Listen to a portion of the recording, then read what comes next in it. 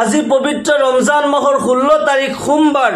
2 ৰাকাত তওবাৰ নামাজ পড়ি সৰু এটা দোয়া মাত্ৰ 3 বাৰ পাঠ কৰক আল্লাহ ৰব্বুল আলামিন আপোনাৰ জীৱনৰ যৌৱনৰ সকলো গুনাহ খাতা মাফ কৰি দিব আপোনাৰ জীৱনৰ সকলো সমস্যা সমাধান কৰি দিব মনৰ আশা পূৰণ কৰিব ইহকাল পৰকালত আল্লাহ ৰব্বুল আলামিন আপোনাক কামিয়াবি দান কৰিব মোৰ প্ৰিয় দিনী ভাই বন্ধুসকল মোৰ অতি প্ৰিয় দিনী মা আৰু ভনীসকল কিমানে খুব ভাগ্যৱান সেই সকল নাৰী পুৰুষ যিসকলে পবিত্ৰ ৰমজান মাহৰ দ্বিতীয় আশাৰা মাগফিৰাতৰ আশাৰাত এই আমল কৰিব নেক আমল কৰিবলৈ তৌফিক লাগে ভাগ্য লাগে যিসকলক আল্লাহ তাআলাই ভাল পায় তেওঁলোকক নেক আমল কৰাৰ সুযোগ দিয়ে আপুনি কিমান সময় এনে নষ্ট কৰিছে নাচ গান চাই এনে অযথা ভিডিঅ' চাই আপুনি কিমান সময় এনে নষ্ট কৰিছে 2 মিনিট সময় উলিয়াই যদি অলপমান সময় উলিয়াই যদি আপুনি নেক আমল এটা শিকি লয় তওবার নামাজ কেনেকৈ পঢ়িব লাগে আপুনি শিকি লয় সৰু এটা দোয়া আপোনাৰ মুখস্থ হৈ যায় আপুনি আমল কৰিব পাৰে ইয়াৰ দ্বাৰা আপোনাৰ দুনিয়া ও আখিৰাতত কামিয়াবি আপুনি লাভ কৰিব ইহকাল পৰকালত আপোনাৰ কামিয়াবি আছে কিন্তু নেক আমল কৰিবলৈ তৌফিক লাগে বহুত মানুহে কিন্তু ইসলামিক ভিডিঅ' যেতিয়া আগত আহে তেতিয়া টানি দিয়ে সময় নাই আৰু যদিও শুনে শৰ্টকাট কথাবিলাক শুনিব বিচাৰে কিন্তু আসল কথা হৈছে নেক আমল কৰাৰ তেওঁলোকৰ ইচ্ছা নাই আল্লাহ তাআলাই তৌফিক দিয়া নাই খাতামাল্লাহু আলা কুলুবিহিম ওয়া আলা সামঈহিম ওয়া আলা আবসারিহিম গিশাওয়া আল্লাহ তাআলাই কিছুমান মানুহৰ অন্তৰত মোহৰ লগাই দিছে চকুত মোহৰ লগাই দিছে দিমাগত মোহৰ লগাই দিছে কাণত মোহৰ লগাই দিছে তেওঁলোকে ভাল কথা যেতিয়া শুনিব শুনাৰ ইচ্ছা নাযায় আল্লাহ ৰাসূলৰ কথা শুনাৰ ইচ্ছা নাযায় কোৰআন হাদিসৰ কথা শুনাৰ ইচ্ছা নাযায় আসল কাৰণটো হৈছে যে তেওঁলোকৰ পাপৰ কাৰণে আল্লাহ তাআলাই তেওঁলোকৰ অন্তৰত চকুত কাণত দিমাগত মোহৰ লগাই দিছে ভাল কথাবোৰ শুনাৰ ভাল নালাগে নাচ গান শুনিবলৈ ভাল লাগে থিয়েটাৰ চাই ৰাতিটো কটাই দিব সিম্পল এটা উদাহৰণ মই দিও আপুনি সহজত বুজি পাব নেক আমল কৰিবলৈ যে আল্লাহৰ তৌফিক লাগে আল্লাহৰ দয়া লাগে আপুনি বুজি পাব তাবিনৰ যুগত আগতে কুলি কিনিবলৈ পায় বজাৰত মানুহ বেচা কিনা হয় এজন মানুহ প্ৰভাৱশালী ব্যক্তি তেও বজাৰ কৰিলে কিছুমান বয় বস্তু কিনিলে কিনি যেতিয়া লৈ আহাৰ সময়ত এজন কুলি আহি কৈ আছে আপোনাৰ বস্তুখিনি মই লৈ যাও ইয়াৰ বিনিময়ত আপুনি যি মুখ দিয়ে সেই বুলি কুলিজনে মালিকৰ বস্তুখিনি লৈ আহি আছে আহি থাকোতে ৰাস্তাত মাগৰিবৰ আজান হল কুলিজনে ক'লে আপুনি যদি মোক অলপ টাইম দিয়ে মই মাগৰিবৰ নামাজটো পঢ়ি লও তাৰ পিছত আপোনাৰ লগত আগবাঢ়ি যাম মালিকজনে ক'লে ঠিক আছে নামাজ পঢ়ি লোৱা মালিক বাহিৰত ৰখি আছে আৰু কুলিজন বয় বস্তুখিনি বাহিৰত থৈ মছজিদত সোমাল নামাজ পঢ়ি গোটেই মুছল্লিসকল এজনকৈ ওলাই আহিল মালিকে বাহিৰত অপেক্ষা কৰি যেতিয়া দেখিলে সব মানুহ ওলাই আহিল কিন্তু সেইজন কুলি এতিয়ালৈকে আহা নাই যিজনে মোৰ বস্তুখিনি লৈ আহিছে তো মাত লগাই আছে তুমি কিয় ওলাই আহা নাই তোমাক কোনে ওলাব দিয়া নাই সব মানুহ ওলাই আহিছে তুমি কিয় ভিতৰত ৰখি আছা তেতিয়া ভিতৰৰ পৰা সেই কুলিজনে আৱাজ লগাই কৈছে কুলি মানে সেইজন ব্যক্তি সেইজন মজদুৰে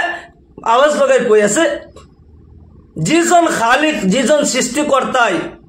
আপোনাক মছজিদৰ বাহিৰৰ পৰা মছজিদৰ গেটৰ ভিতৰত সোমাবৰ তৌফিক দিয়া নাই সেইজন প্ৰতিপালক সেইজন সৃষ্টিকৰ্তাই মোক মছজিদৰ ভিতৰৰ পৰা ওলাব দিয়া নাই আল্লাহু আকবাৰ যিজনে আপোনাক মছজিদৰ বাহিৰৰ পৰা ভিতৰত সোমাবলৈ তৌফিক দিয়া নাই সেইজনে মোক ভিতৰৰ পৰা ওলাব দিয়া নাই মুমিন সকল যেতিয়া মছজিদত সোমায় আৰু বাইনৰ হাদিস হয় মুমিন সকল মছজিদৰ ভিতৰত পানীৰ তলত থকা মাছৰ দৰে নীৰৱে থাকে আৰু মুনাফিক সকল পিঞ্জিৰাত বন্দী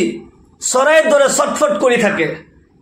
তাৰমানে যিসকল প্ৰকৃত মুমিন হয় তেওঁলোক মছজিদত সোমালে শান্ত সুস্থ হৈ থাকে আৰু মুনাফিক সকলে ভাবে কেতিয়া মছজিদৰ পৰা ওলাই যাও মুমিন সকল মছজিদ পোৱাৰ লগে লগে তেওঁলোকে ভাবে মই শান্তিৰ ঠাইত আহিছো ইয়াৰ পৰা ওলাব ইচ্ছা নাযায় গতিকে নেক আমল কৰিবলৈ আল্লাহৰ তৌফিক লাগে ভাল কথা শুনিবলৈ আল্লাহৰ তৌফিক লাগে নেক আমল শুনাৰ কাৰণে নেক আমল কৰাৰ কাৰণে আল্লাহৰ তৌফিক লাগে বহুত মুনাফিক এনেকুৱা আছে যিসকলে ভাল কথাবোৰ শুনাৰ ইচ্ছা নকৰে যেতিয়া কিবা ভাল কথা কোৰআন হাদিসৰ কথা কব তাতে কিবা ভুল আছে নেকি বিচাৰি চাব আমলটো নকৰে আল্লাহ তাআলাই তেওঁলোকক হিদায়াত দিয়ক নেক আমল কৰাৰ সুযোগ দিয়ক তেওঁলোকৰ কাৰণে দোয়া কৰিছো আল্লাহ তাআলাই সকলো মুমিন মুছলমানক এই ৰমজান মাহত নেক আমল কৰাৰ তৌফিক দিয়ক, সকলোকে হিদায়ত দান কৰক। মোৰ প্ৰিয় দিনী ভাই বন্ধুসকল, আহক আমি এই নেক আমল আজি শিকি লওঁ। পবিত্ৰ ৰমজান মাহৰ দ্বিতীয় আশাৰা মাগফিৰাতৰ আশাৰা চলি আছে। আল্লাহ ৰব্বুল আলামিন এই আশাৰাত আপুনি যে আমল কৰি আল্লাহৰ ওচৰত দোয়া কৰে, আল্লাহ ৰব্বুল আলামিন আপোনাৰ দোয়া কবুল কৰিব, আপোনাৰ জীৱনৰ গুনাহ কাটাবোৰ মাফ কৰি দিব।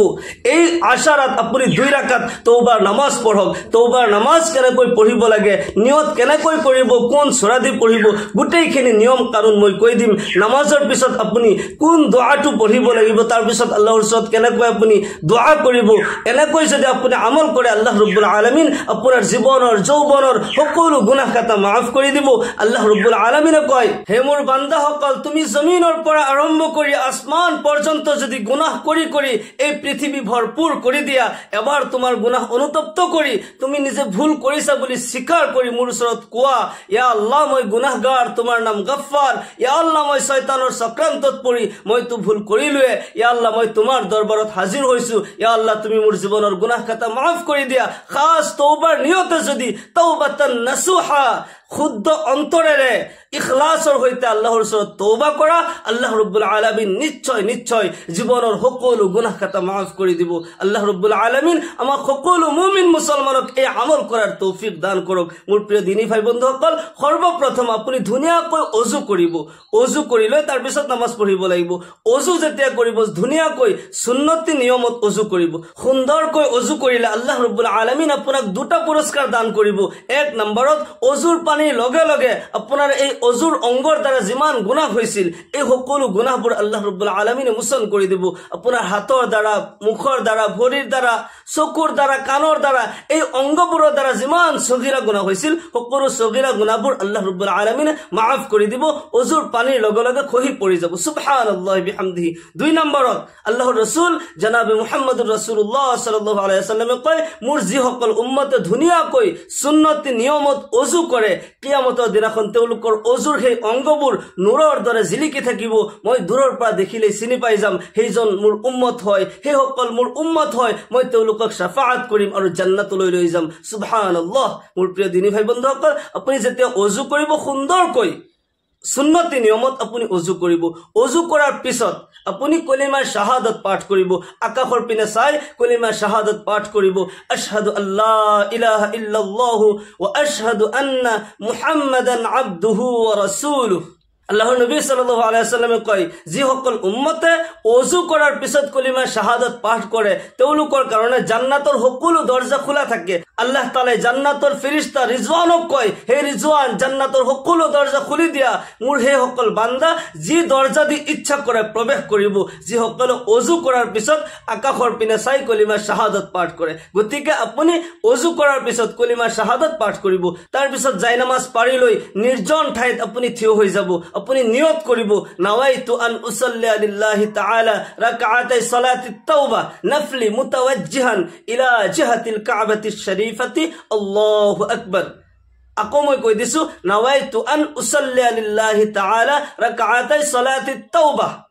নফলি মুতাওয়াজ্জিহান ইলা জিহাতিল কাবাতিশ শরীফাতি আল্লাহু আকবার। এনেকৈ নিয়ত কৰিব। আৰু যদি আৰবিত অসুবিধা হয় আপুনি নিজৰ ভাষাত এনেকৈ নিয়ত কৰিব, মই আল্লাহৰ ওয়াস্তে তওবাৰ 2 ৰাকাত নফল নামাজ পঢ়ি আছো, আল্লাহু আকবাৰ। এনেকৈ নিয়ত কৰি যিকোনো সূৰা দি আপুনি পঢ়িব পাৰিব। আসানিৰ কাৰণে মই সম্পূৰ্ণ নামাজৰ আৰম্ভণিৰ পৰা শেষলৈকে সম্পূৰ্ণ নামাজখিনি মই কৈ দিছো। আপুনি আল্লাহু আকবাৰ বুলি যেতিয়া হাত উঠাব, আমাৰ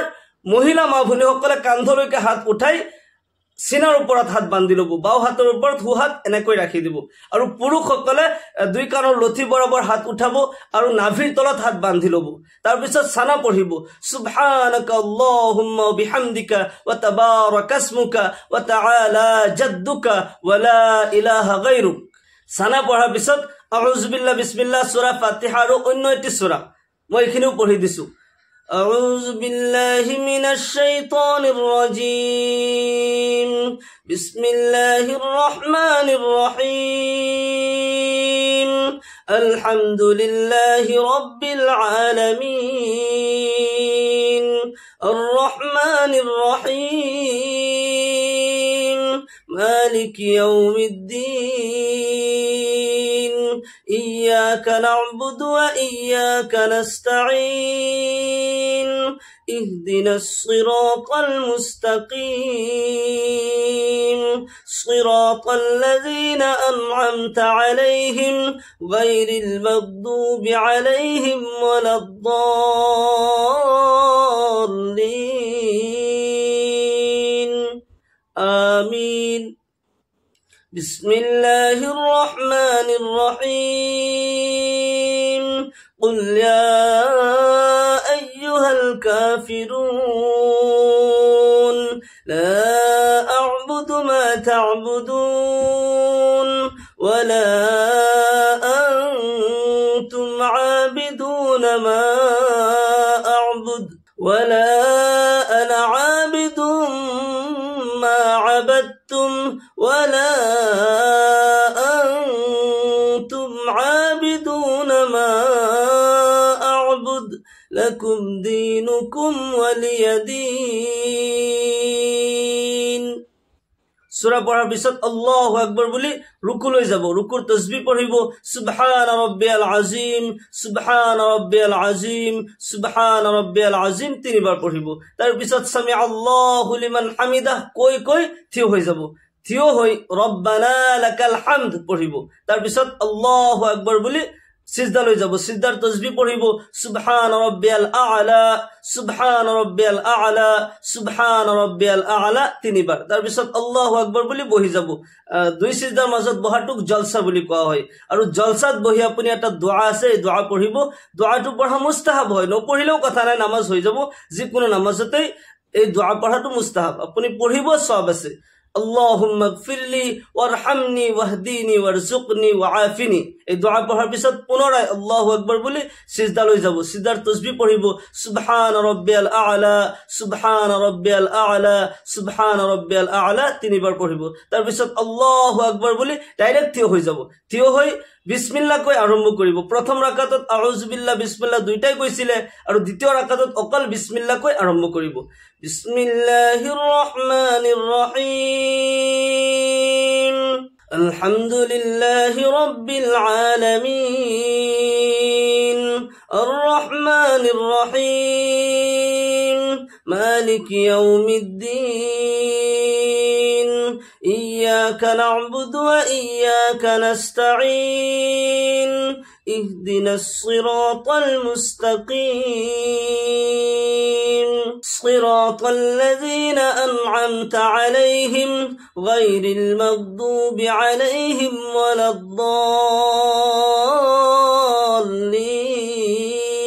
الضالين آمين بسم الله الرحمن الرحيم إذا جاء نصر الله والفتح ورأيت الناس يدخلون في دين الله أفواجا فسبح بحمد ربك واستغفره إنه كان توابا কারাত যেতিয়া হৈ যায় আল্লাহু আকবার বলি আকো রুকু লৈ যাব রুকুর তাসবিহ পড়িব সুবহান রাব্বিয়াল আযীম সুবহান রাব্বিয়াল আযীম সুবহান রাব্বিয়াল আযীম তিনবার তার পিছত সামি আল্লাহু লিমান হামিদাহ কই কই থিয় হৈ যাব রব্বানা লাকাল হামদ পড়িব তার পিছত আল্লাহু আকবার বলি সিজদা লৈ যাব সিজদার তাসবিহ পড়িব সুবহান রাব্বিয়াল আ'লা সুবহান রাব্বিয়াল আ'লা সুবহান রাব্বিয়াল আ'লা তিনবার তার পিছত আল্লাহু আকবার বলি বহি যাব বহি হে দোয়াটো পড়িব আল্লাহুম্মা গফিরলি ওয়ারহামনি ওয়াহদিনি ওয়ারযুকনি ওয়াআফিনি তার পিছত আল্লাহু আকবার বলি পুনরায় সিজদা লৈ যাব আৰু সিজদাৰ তাসবিহ পড়িব সুবহান ৰাব্বিয়াল আ'লা সুবহান ৰাব্বিয়াল আ'লা সুবহান ৰাব্বিয়াল আ'লা কোৱাৰ পিছত আল্লাহু আকবার কই বহি যাব বহি ইয়াতে আত্তাহিয়াতু পঢ়িব তাশাহুদ দুরূদ শরীফ তার পিছত দুআ মাসুরা মই এখিনিও পঢ়ি দিছো আত্তাহিয়াতু লিল্লাহি والصلوات والطيبات السلام عليك أيها النبي ورحمة الله وبركاته السلام علينا وعلى عباد الله الصالحين أشهد أن لا إله إلا الله وأشهد أن মুহাম্মাদান আবদুহু ওয়া রাসূলুহু আল্লাহুম্মা সাল্লি আলা মুহাম্মাদিন ওয়া আলা আলি মুহাম্মাদ কামা সাল্লাইতা আলা ইব্রাহিম ওয়া আলা আলি ইব্রাহিম ইন্নাকা হামিদুম মাজিদ اللهم بارك على محمد وعلى آل محمد كما باركت على إبراهيم وعلى آل إبراهيم إنك حميد مجيد তাৰপিছত দুআ মাছৰা পঢ়িব লাগে দুআ মাছৰা পঢ়াটো মুস্তাহাব হয় নপঢ়িলেও নামাজ হৈ যাব কিন্তু পঢ়িলে বহুত সওয়াব আছে اللهم إني ظلمت نفسي ظلما كثيرا ولا يغفر الذنوب إلا أنت فاغفر لي مغفرة